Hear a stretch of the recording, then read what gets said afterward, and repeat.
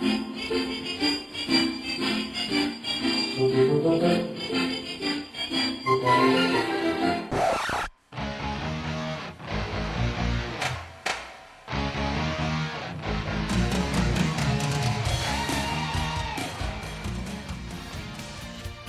to Real Estate Real World, where we talk to the movers, shakers, and leaders that are getting it done right now in the real estate industry and beyond. I'm your host, Marguerite Crespillo, and I started this podcast simply dedicated to calling people about what's really happening in this crazy roller coaster ride of real estate. Be sure to subscribe on iTunes and stay up to date on the newest stuff by adding yourself to the list at www.realestaterealworld.com. Now, let's dive into the world of real estate. Hello, everybody. It's Marguerite Crespillo, and welcome back to Real Estate Real World, where we get to talk to all the cool people. Today is no exception. I have known this gentleman since I think I first got into real estate, and I think he's known my husband even longer. So it's fun to talk a bit of history, which we're excited to talk about today.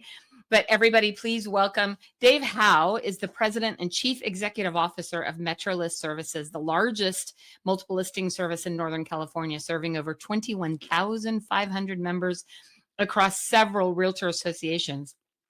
He began his MLS career in 1996 as a regional MLS coordinator, becoming president in 2022, and assumed the additional role of CEO in 2023. With more than 40 years of experience in the MLS industry, Dave is recognized as an expert in MLS rules and policies, operations, and fostering relationships between MLSs and brokers. He holds the CMLX3 certification, the highest accreditation from the Council of Multiple Listing Services. And Dave resides right in my neck of the woods, and is an active member of his community. So everybody, please welcome Mr. Dave Howe. How are you, my friend? I'm doing great, Marguerite. I don't feel old, but it sounds like I should. 40 years in the business. I had to take off my socks to calculate that. But it's been a pleasure. It's been a journey. So, well, it's funny because I got into real estate. I got my license in December of 93. I actually started actively selling in 95 with Luigi Caprio. I know you know him. Mm-hmm. And my son Jacob was in a baby carrier, and he's turning 30 in a couple of weeks. So yes, I feel a little old. Yeah, well, it's the business certainly has evolved. I would say what I know about you and your husband is that the common thread of successful people is that they love what they do. Yeah. And this business holds no exception to that. All the folks that are truly good at it really enjoy it. So I certainly enjoy running the multiple listing service. It's all, I've had several jobs at MetroList, starting with the pickup on the MLS book deliveries. I was a trainer for 11 years. First sales manager, account representative, traveled all over our territory, hundreds of meetings, thousands of hours in front of the participants and subscribers. And I would say that's you and all the other volunteer leaders and the participants and subscribers to MetroList is what makes us great. We have an open ear and an eager desire to learn as the business is evolving so that we meet the needs of the brokers and agents out there. Yeah, I feel incredibly blessed to be in this industry. I love to say, I got a PhD, a public high school diploma. So I didn't have a whole lot of options. I didn't have any degrees or anything, and I didn't go to college. It's been an incredible ride. And I'm laughing because when I did join into real estate, we were just transitioning from books to the good old DOS prompts, right? The good old DOS-based MLS where we had the big dot matrix printers with all the stuff in it. And we would have to make photocopies of faxes because the faxes would fade. You wouldn't even have your documents. So I laugh when some of the agents now, they're like, oh, it's so difficult. And I just want to say, come on now. It's like our lives are so much easier. I mean, in some ways, other ways, we have different challenges now, but The MLS has been an interesting road, I guess, to say, because I've seen so many iterations in my career, so many changes to it, and the way that we search for properties. When I first started, we couldn't send a link to consumers with a list of properties. We would have to search, and we'd have to print it out, and we'd have to take them, drive them around in the car with our good old fashioned Thomas books, map books.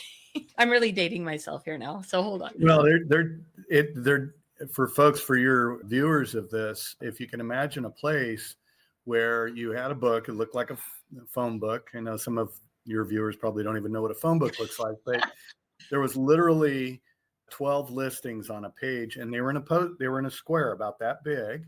Mm-hmm. And you needed to know real estate as a second language. There were all these codes, BR for bedrooms and FB for full baths, and so on. So there was just a very, very limited amount of information that was available, and deals transacted. Years ago, and I remember this, MetroList was the first in California to put up a public-facing website. That is, you see Zillow and Trulia and Homes and Realtor.com and MetroList.com. None of that existed. Yeah. And so when we put it up, we got so much heat from, how dare you putting this information in the hands of the consumer, so that they can somehow, threaten what it is that you do. Put us out of business. Put you out of business. It was ridiculous. So as the delivery, and I do want to talk a little bit about that today, as the delivery has evolved, so from a printed book to DOS, which was all a full prompt, it would ask you a question, you would answer, to basically taking your mouse now and drawing a circle on a map and having it come up with, estimates of value, listings within a geographic, and then being able to easily communicate that with the consumer is phenomenal. But it's every day. Now, there's a couple first. I mentioned one being the first public-facing website was MetroList, but that has all evolved to the delivery of artificial intelligence. And this last year, excuse me, with all of the lawsuits and such, a lot of MLSs made a bad decision. And the bad decision was they were focusing on something they really couldn't control. It was a situation where attorneys were involved. There were lots of court cases, stuff like that. And I went back to our team at MetroList and I said, look, guys, we're not going to get fixated on this. This is not like a blinding light. It's just another project. We'll bring in the subject matter experts and deal with that.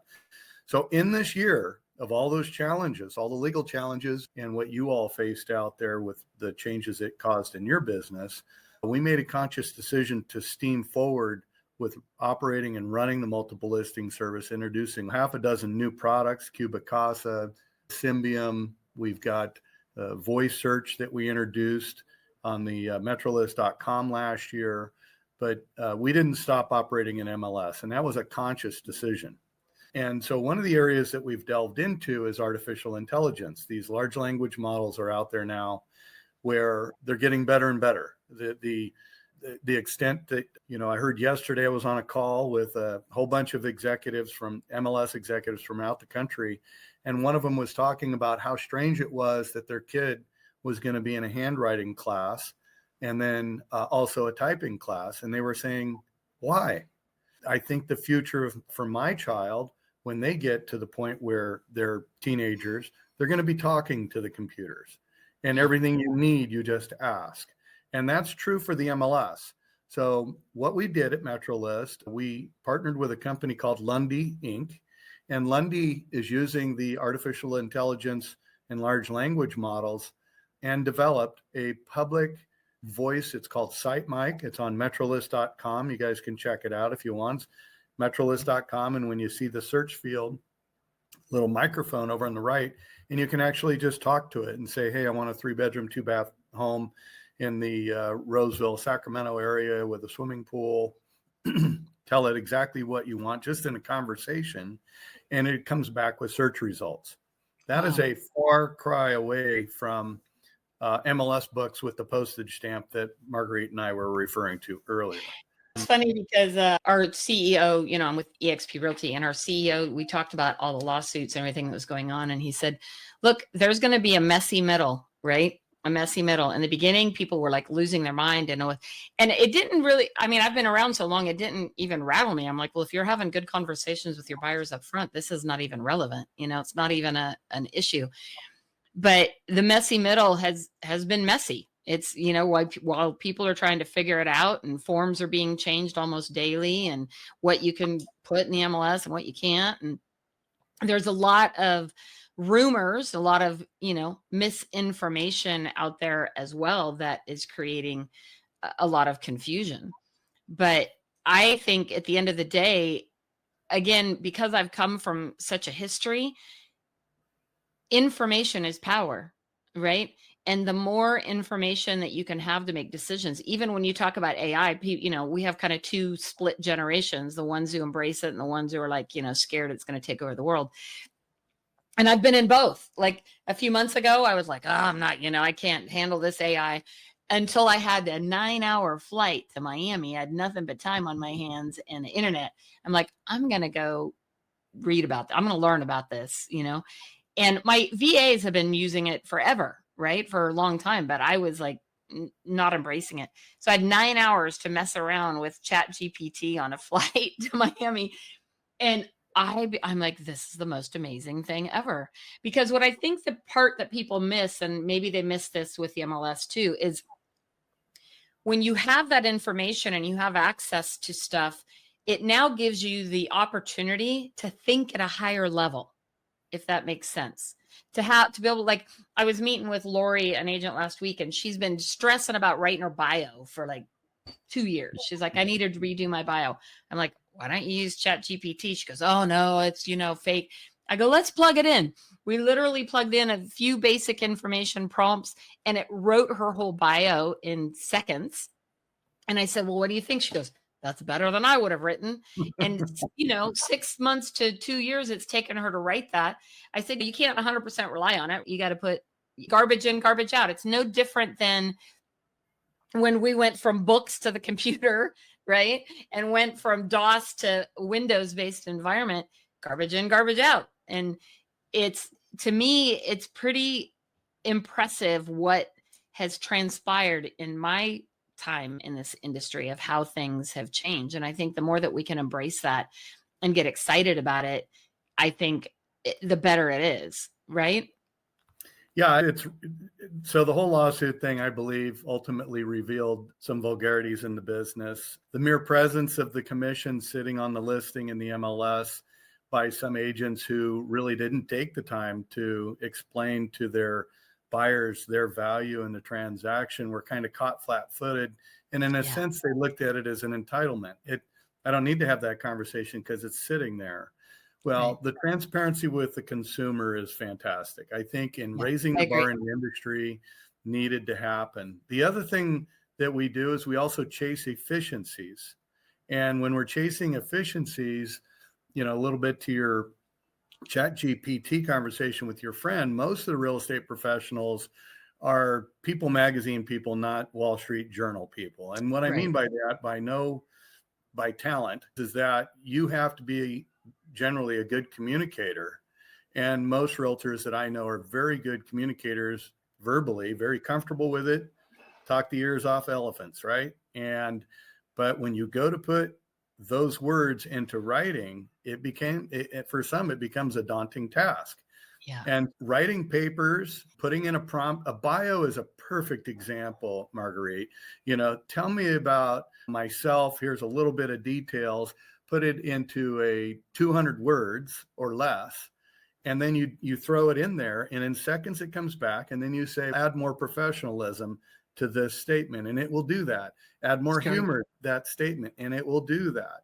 And it's super fast. And so the only thing I'd say about AI, 100%, you have to do this and understand very simply, it's prompt and proofing. So when you put it in there, make sure it's going to come out and it's going to save you a ton of time.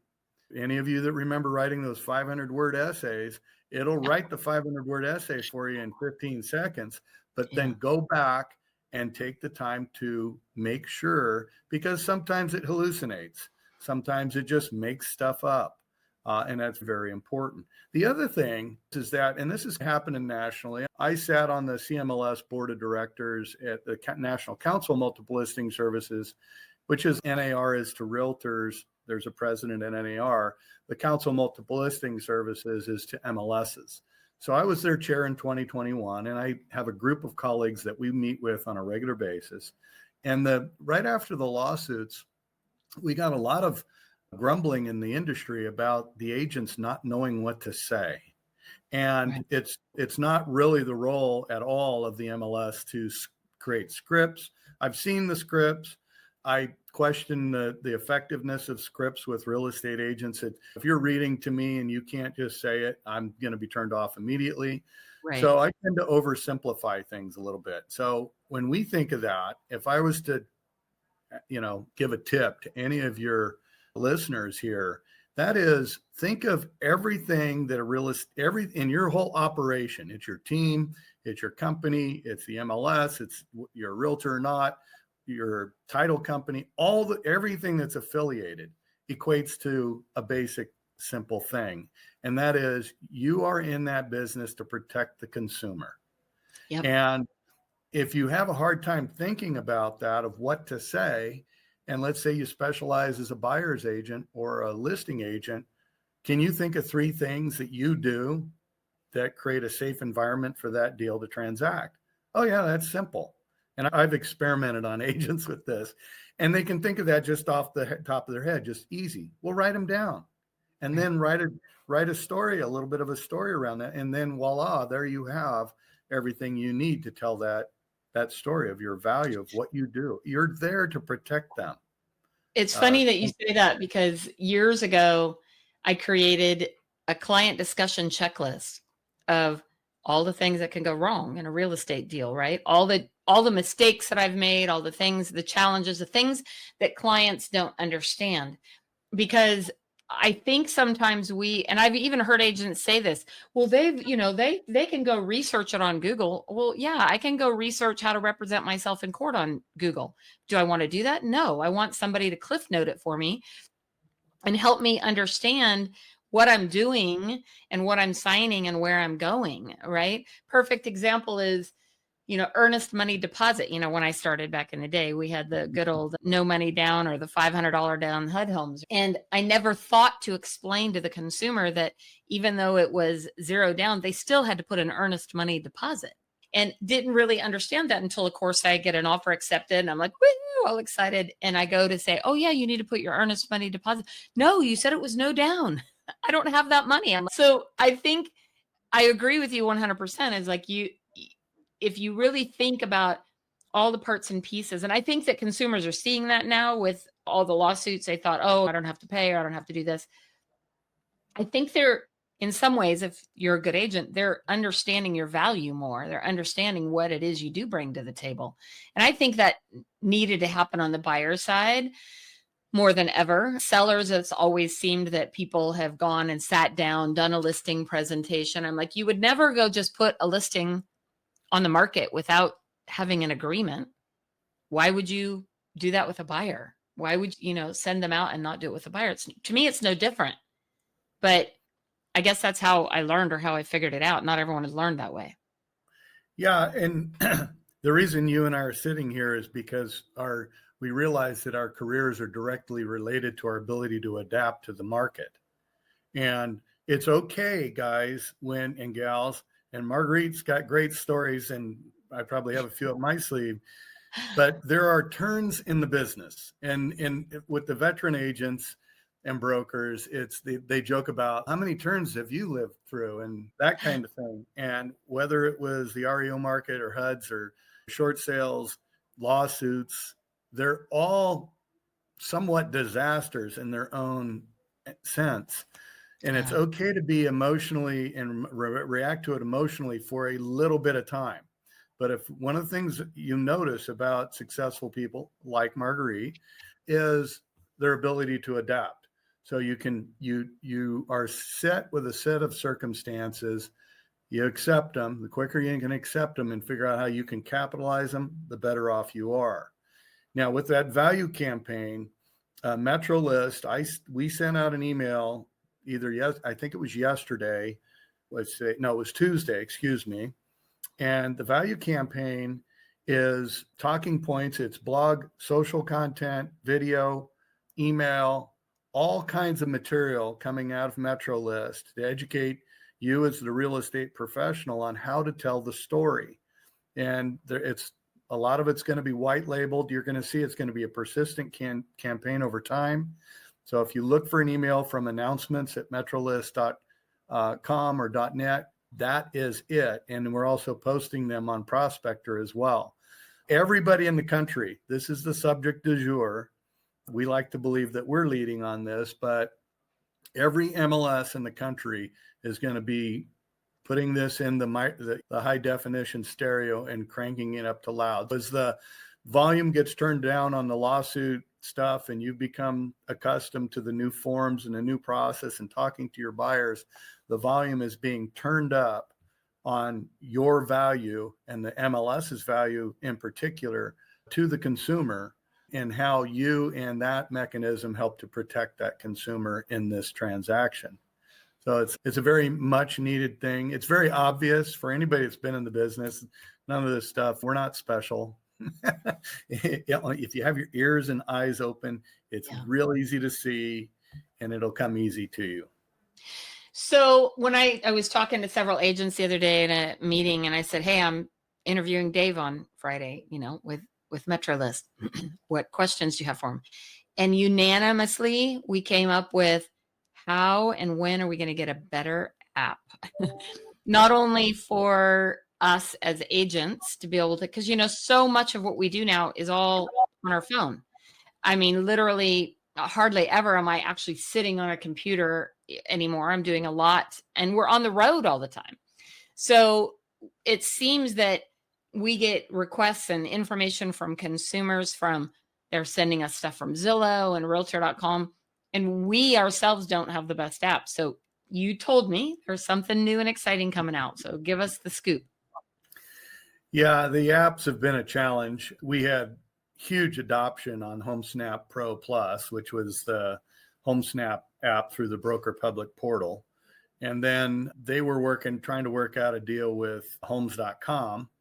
And in that transaction, Homes.com acquired HomeSnap Pro, which everybody loved. We had probably an upwards of close to 50% adoption rate on that, which is incredible.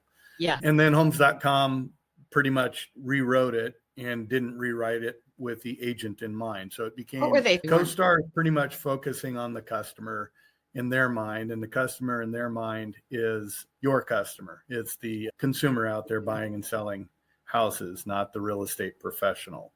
So that app, it's there. It's not widely viewed as a useful app for agents.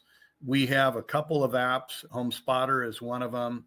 We have obviously the Homes Pros available, and then the Rapatoni Edge software, which is an adaptive experience. But we have, for the last few months, have a subset working group of the MetroList Multiple Listing Committee, MLS committee, and it is a task force for a new mobile app. One of the things that we all recognize is these devices are your desktop now. 100%. It's not sitting in front of your computer anymore. And I had mentioned artificial intelligence. And imagine, and so I told you the first part of that. This all has to do with mobile, by the way. The mobile experience it's going to get the socks knocked off of it here. Yeah. The industry as a whole has struggled with it because the whole app space, again, in this you're not special context, the apps experience nationally suck right now. And I might be using some of Marguerite's word there, but many of you would agree. But with the artificial, so we can't release the voice search on MetroList.com for the consumer without doing the same thing on Prospector Plus on the MLS. So we are in final stages of testing and going to be released here very soon. But your ability to use your phone to walk into a listing and talk to your phone and say, I'm adding a listing over here on 2714 Mariposa Road. It's a beautiful 3-2 house. I'm in the living room. Let me describe the features of the living room. And as you're talking, it's adding the listing it's an ad listing assistant. So it's putting it in MetroList as you're talking, and Wow. it's saving it as incomplete. So remember, with anything AI, prompt and proof. So this is a mobile experience. Next Monday, I'm going to a conference and I'm going to meet with Justin Lundy, the owner of that company. They've developed this app, not only for MetroList, it's the first of a kind in the country, the ability to add a listing using your phone. But in addition to that, and I won't get too technical on you, but it's what they call in the tech world multimodal. And what that means is it not only works with audio input. Multimodal is the ability to get a computer to do something with prompts. And so you all know how to type, right? You all know how to do voice search because you use your maps on your phone. Tell me how to get here, and it tells you how to do it. So now you're going to be able to add a listing. The biggest pain point of anybody working on the MLS is putting that listing into the MLS. Multimodal also uses visual. So imagine you're walking around the room and you're just talking. This is a cool house, Marguerite, and it's got vaulted ceilings and it's got ceiling fans and it looks like energy efficient windows. You got solar outside and you're just talking. And that's literally, it's a total shift in the way that you add a listing. Most of the agents you'll maybe run a realist report before you go out there, and then you'll take a few pictures to remind you what's in there and then write down stuff on a piece of paper about some of those features. Well, imagine now you're talking to your phone or you're talking to this app, mobile app, and the camera's picking up visually. It's doing photo tagging and it's seeing things that you're not talking about. And then you can go back to your office, you sit down, you got MetroList on the screen, you pull up the app and say, all right, what did I say that I saw in the living room of this address? And it remembers everything and it'll read it back to you. In addition to that, it will read back to you what's in the picture, what it saw in the picture. Now, one of the interesting things, this is the part that really got my interest in this, is there's all the fields in the MLS. So for every value in the MLS, you could say it and it would put in or check the box or whatever, and it would indicate that it had that feature. But when you're talking and you're seeing, and this thing is seeing with the camera at the same time, it's seeing features, it's entirely going to happen that it's going to see something that there's no field to put it in the MLS, meaning there's no home for the data that you just collected by either talking about it or it visually saw. And that is referred to they refer to that as exhaust. So what exhaust is something about, okay, now I'm done adding the listing. Based off of what I just verbally told you, write me a 300-word comment section on marketing this property. And ChatGPT, or the large language model, it's a little more sophisticated than your average ChatGPT. It will write your comments for you based off of what you said and what it saw. Didn't necessarily have to be a feature that you typed or it entered into MetroList. Wow. It actually will write it all for you. That's the other uncomfortable part for the agent, is writing those comments. It's phenomenal. The other thing that you're starting to see a lot of, you'll hear about it all across the wire, is artificial intelligent agents. And it's not a real estate agent. Okay. And it is, let's say you have a team, right? You can program AI to be an agent, meaning a resource library for everything that you do. And you program this thing like, like your own personal Cordana for any of you science fiction fans.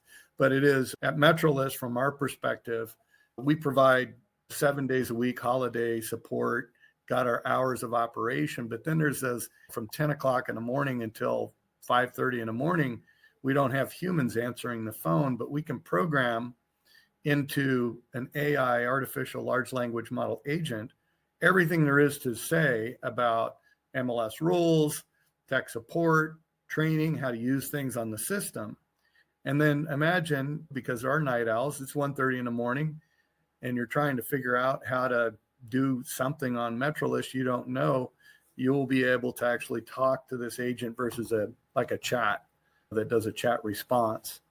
So it's coming fast. That's one of those ones that, guys, don't hesitate. Get ChatGPT, play around with it. Be careful with confidential information. Don't plug that in. You can pay a little bit more and get your own personal instance of ChatGPT. So the documents you put into it, like an agent, if you build one of those out, can be accessible only by you and is not shared with the universe out there.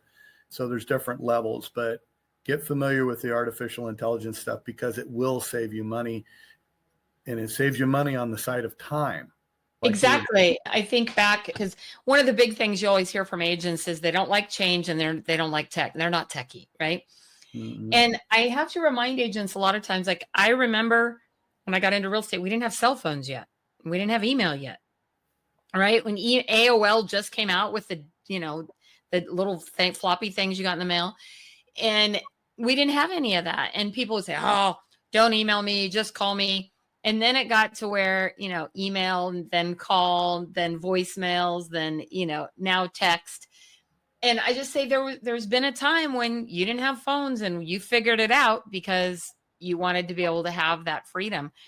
So to me, what AI has done for me is exactly what you said. It's given me some time back and given me freedom to be able to build and develop and deepen those relationships with people. Because at the end of the day, what we know most is that real estate is about relationships. It's about the people that you connect with and the people that you talk to. And, like I said, even having the opportunity to talk to you today, we've known each other for 30 some odd years. So it's fascinating to me how negative agents can be with some of this. And I'm like, never in my wildest dreams, Dave, when we started, did I think, first of all, there would be anything remotely close to what the MLS is today. Never in my wildest dreams. I never imagined it. Never did I imagine, texting or AI. Like I even remember when I first set up the pagers back in the day, when the new pagers came out, you could actually put a sentence instead of just numbers, right? When we'd try to type hello. So it's wild to me. It's hard for me to imagine what it's going to be like a year from now, 5 years, 10 years from now. But what I know is these relationships are really the most valuable thing that we hold and that we own. And if you can spend time building, deepening, and developing those relationships, you're going to survive. Great agents do well in any market if you just keep focused on what is most important. Would you not agree? Oh, gosh, it's technically you can do anything. Anything you can possibly think of on the technical side. It's always the interpersonal relationships. That's where the money's at with respect to real estate. And it doesn't matter if you're working with a buyer or a seller, or if, like with me, I'm trying to entice another MLS to throw in with MetroList. It all has to do with trust. Yeah. People want to feel safe. And sometimes that's contractual. You have a contract to make you feel safe, but other times it's, do they like you? Do you like them? Yeah.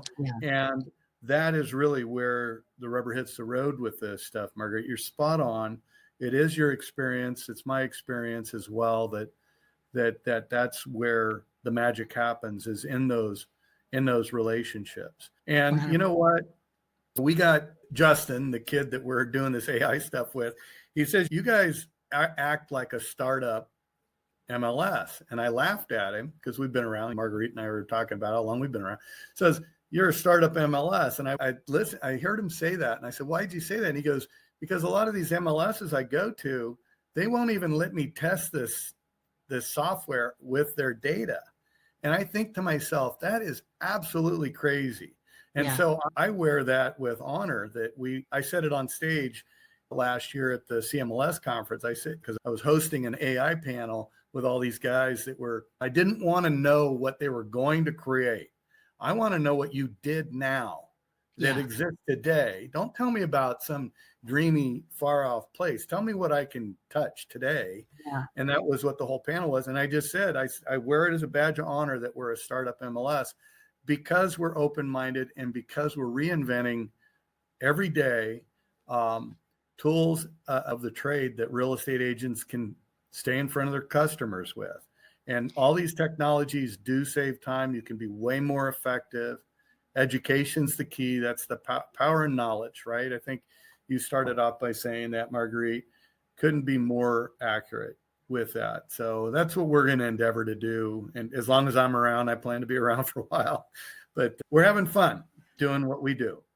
And at the end of the day, that's the most important part. Like I said, I feel so blessed to have been in this industry for all these years. I mean, I'm not looking to retire anytime soon. I'm not sure I'll still be doing this when I'm 90, but I definitely enjoy and love what I do. And I love that it's always changing and that there's always a new challenge, a new frontier, so to speak, to move towards. And I just, like I said, I feel incredibly blessed. So I want to thank you so much, Dave, for taking the time today to talk to us and give us some insight. And I'm excited about the future. Yeah, I am too. The light's in the end of the tunnel. People are really, really worn down of all the negativity, starting with COVID, and then you had the lawsuit, and then the elections bummed a bunch of people out, with all this angst. And what I see and feel in the industry is people are ready to have, ready to let go and have some good, you should enjoy what you do. 100%. And give yourself permission to enjoy what it is that you're doing, because it does make a difference. And Marguerite, thank you for the opportunity to be on your show today. It's absolutely been a privilege and an honor. Thank you. Awesome. Well, thank you so much, Dave. And thank you, everybody, for joining us again on Real Estate Real World, where we get to talk to all the cool people and we get to talk to the movers and shakers who are making a difference in our industry. And Dave is no exception. So thank you for joining us. Be sure to follow us on social media, share with your friends. And if you're not on my email list, I have some really exciting things that are coming out. So head on over to margueritecrespillo.com and add your name there so you get the first insight on all the cool stuff we're doing. Thank you again, everybody. Go out there and shine bright. Thank you for joining us today on Real Estate Real World, where we talk with masters and leaders in the real estate industry and beyond on how we can raise the bar in our industry. Please subscribe over on iTunes, and while you're there, be sure to give us a review. Your reviews encourage us and help others to find our podcast for show notes and hot topics on what's going on right now in our real estate industry. Also, hop on over to www.realestaterealworld.com and add your name to our email to get early advance notice of upcoming podcasts. Thanks again for listening, and go out there and be a part of the elite masterclass and raising the bar on the real estate industry.